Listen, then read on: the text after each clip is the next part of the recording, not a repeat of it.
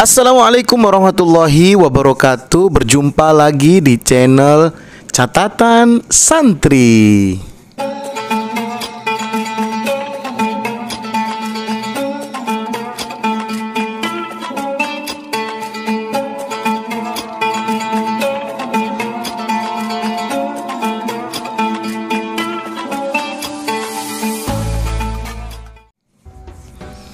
Alhamdulillahirrabbilalamin. Wassalatu wassalamu ala asyrafil anbiya wal mursalin Sayyidina Muhammadin wa ala alihi wa sahbihi ajma'in.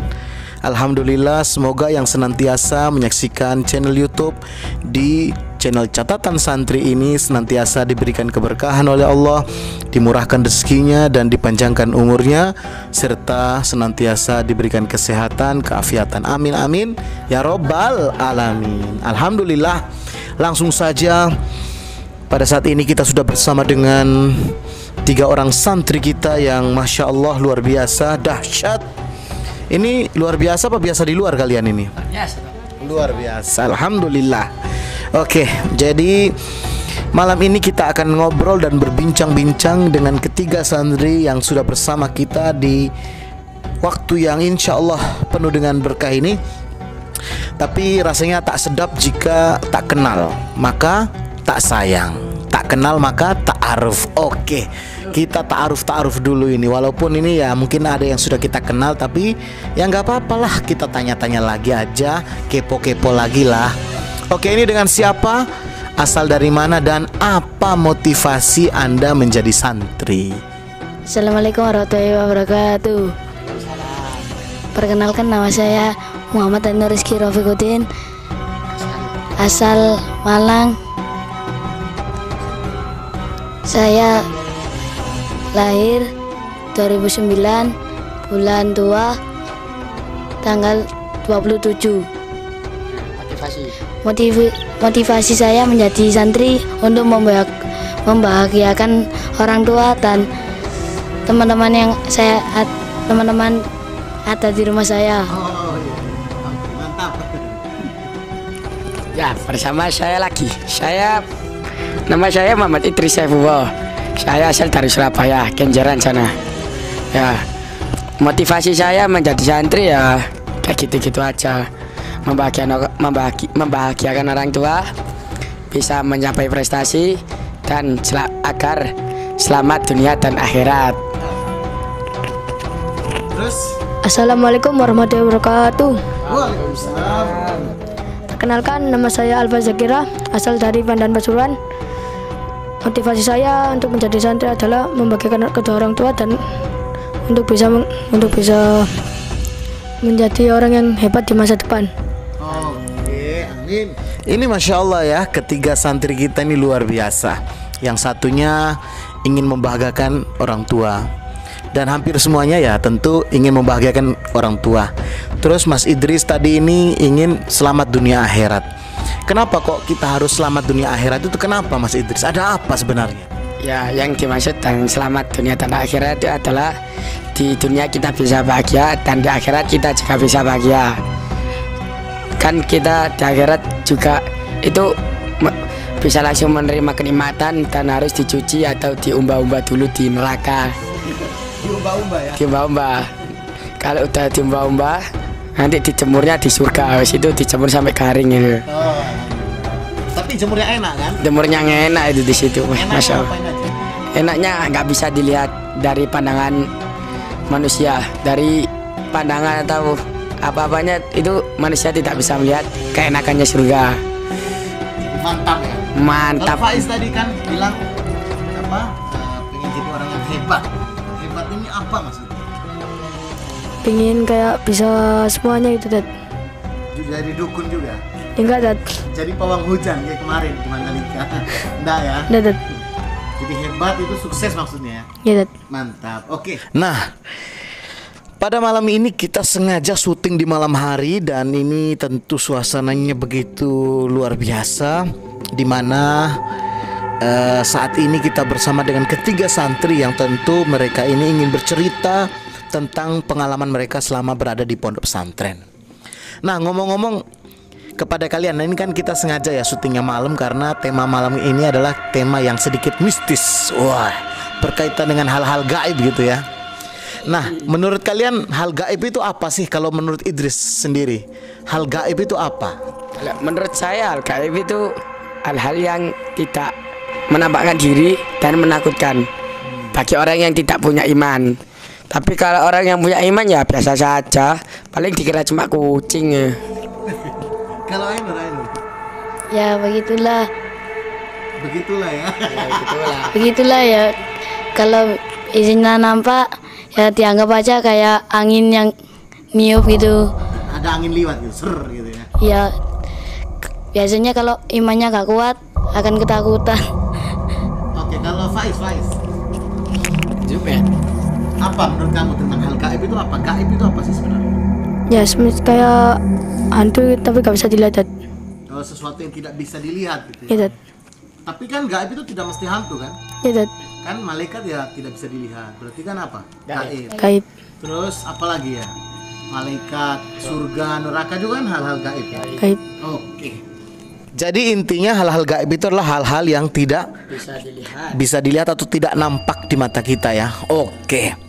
Tapi ngomong-ngomong tentang hal gaib gitu, ada nggak sih pengalaman-pengalaman kalian selama berada di pondok itu yang berkaitan dengan hal-hal gaib gitu? Kalau Mas Idris, karena kan kita tidak memungkiri ya, kita hidup di dunia dan di mana pasti ada hal-hal yang berkaitan dengan hal gaib. Mungkin kalau dulu di rumah pernah ngalami, tentu di pondok juga pasti mungkin pernah mengalami. Nah, kalau Mas Idris sendiri selama berada di pondok itu pernah nggak mengalami hal-hal gaib atau hal-hal mistis? Banyak Tat. Saya nggak bisa tidur pernah Tat. Karena itu ya ceritanya itu dari aula Tat. Kan tawasulan hari Kamis itu selesai jam 1 kalau nggak salah nih. Itu saya lewat SMP. Oh, syukur. Lewat sekolah gitu Ya, Sekolah SMP. lewat sekolah SMP Tat. Kan ada kandang ayam di depannya. Bah, di situ tuh saya lihat itu ada kepala ini hitam, matanya merah ya. Nggak tahu itu apa Tat. Paling ya kambing nyasar gitu aja.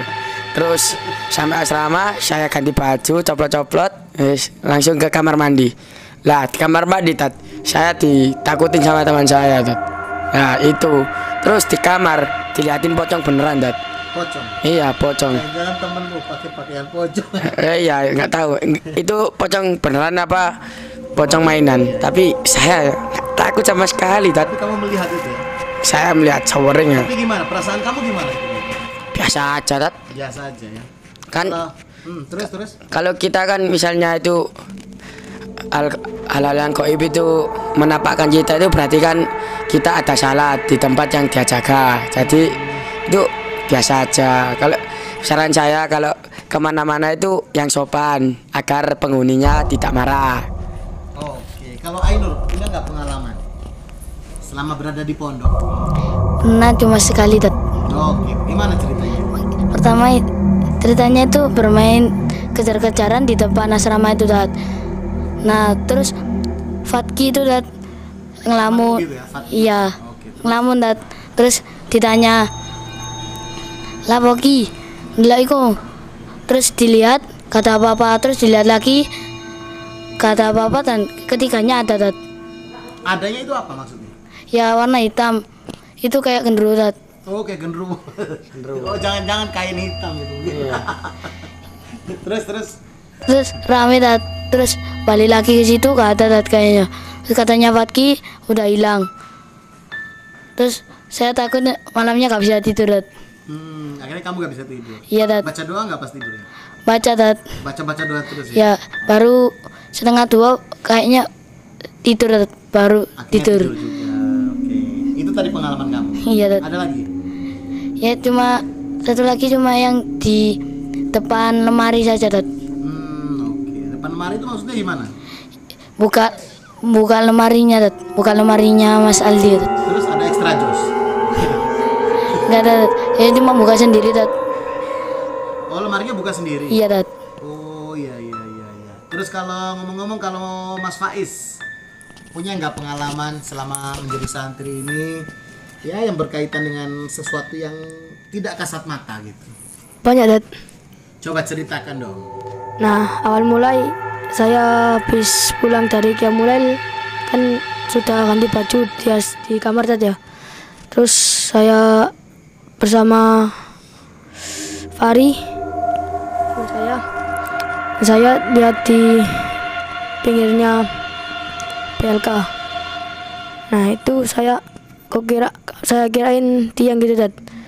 Ternyata kok kayak gerak-gerak gitu Dad. Terus kayak pocong gitu Dad. Terus saya deketin, gak tahu apa, takut, langsung lari ke kamar Dad. Kamu lari ke kamar akhirnya? Iya Dad. Terus akhirnya tidur? Enggak Dad. Ngapain? Akhirnya semua anak-anak nyamperin saya, langsung saya ditarik ke situ Dad. Kemana? Ke pinggir PLK. Terus ada cerita yang lain nggak selain itu? Ada Dad. Apa tuh? Pas habis tawasulan, pas di makam kan saya ketiduran sendirian. Tawasulan nih yang mulai ya? Iya Dad. Jam berapa ya? Jam 12 Dad. Jam 12 malam? Ya. Oke, terus?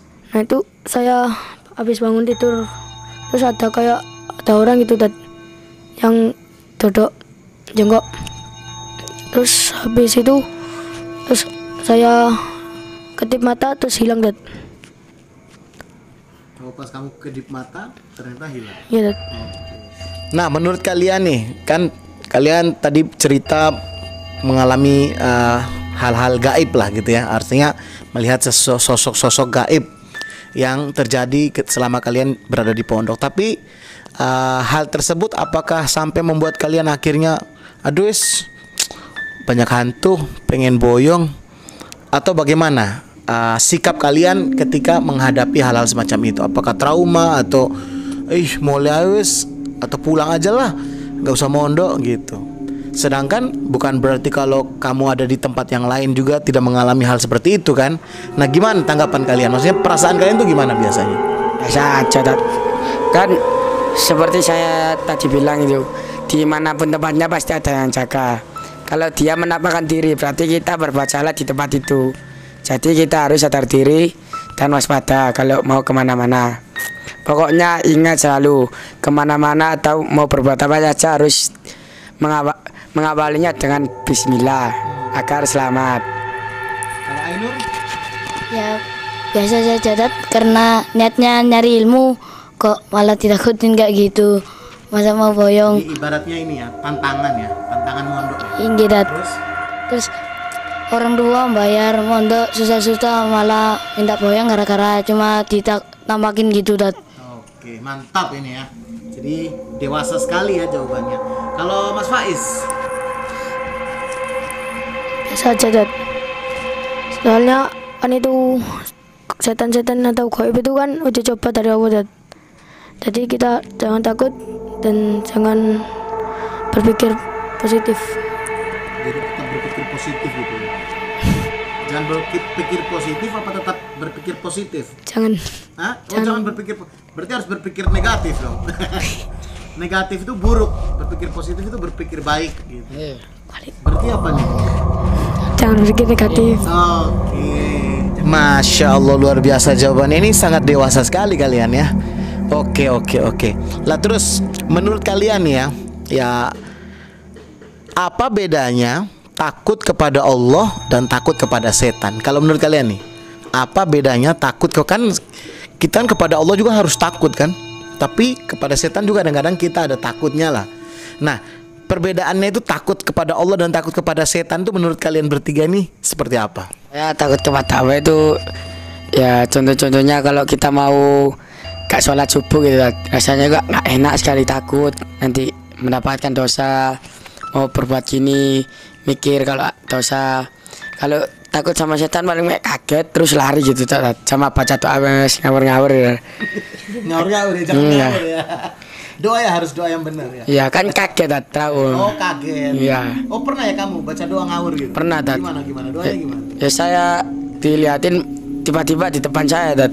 Ya saya baca doa makan Tat. Baca doa makan? Iya. Allahumma barik lana lah. Iya Tat. Sama baca doa makan belum hilang Tat. Saya baca doa tidur akhirnya. Nanti diikutin terus kamu. Soalnya dia mau makan juga. Iya. Soalnya Allahumma barik lana. Kalau Ainur sendiri, apa perbedaannya?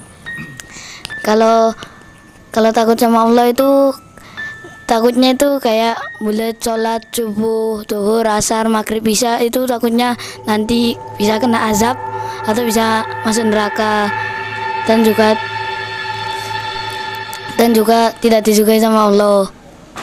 Kalau takut sama setan ya apa tidak biasa gitu, ya cuma kaget lari terus biasanya sembunyi kerubutan selimut gitu dari ranjang. Cuma itu aja, Dad. Kalau menurut Faiz, Al-Faiz. Ya agak sama gitu, Dad. Gak ada jawaban lain. Oh, gak ada jawaban lain? Iya, Dad. Ya, BBA ada jawaban lain gitu loh. Dibuat-buat gitu jawabannya apa gitu. Gak ada, Dad. Oh, gak ada, oke. Pas gitu ya? Ya. Pas.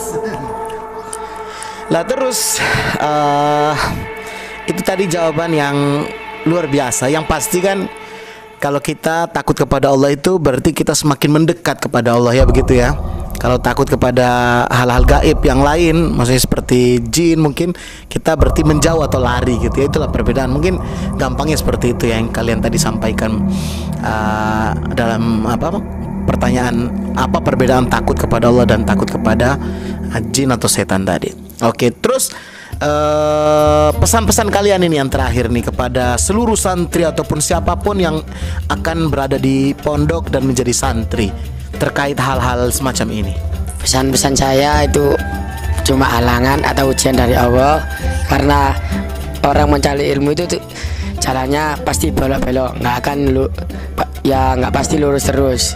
Jadi itu cuma rintangan, dan selalu bersabar dan semangat agar bisa meraih cita-cita dan membahagiakan orang tua. Oke, mantap. Kalau Ainur?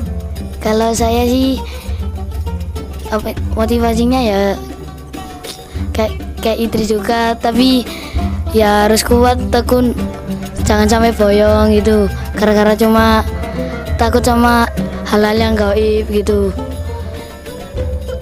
Udah. Gitu. Oh, oke.